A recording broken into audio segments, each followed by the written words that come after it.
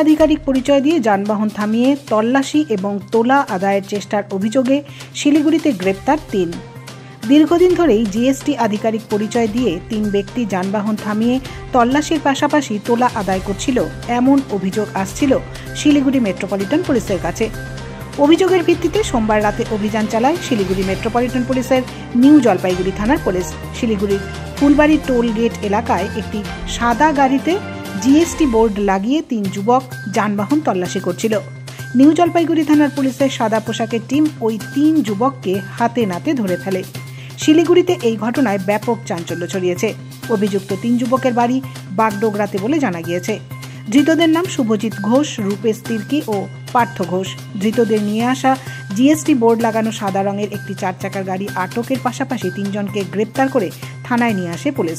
Police সূত্রে জানা গিয়েছে, জিজ্ঞাসাবাদে ধৃতরা স্বীকার করেছে এর আগেও তারা এমন কাজ করেছে। অভিযুক্ত ৩ জনকে মঙ্গলবার জলপাইগুড়ি আদালতে পাঠানো হয়। এই চক্রে আরও কেউ জড়িত রয়েছে কিনা তার তদন্ত শুরু করেছে নিউ জলপাইগুড়ি থানার পুলিশ।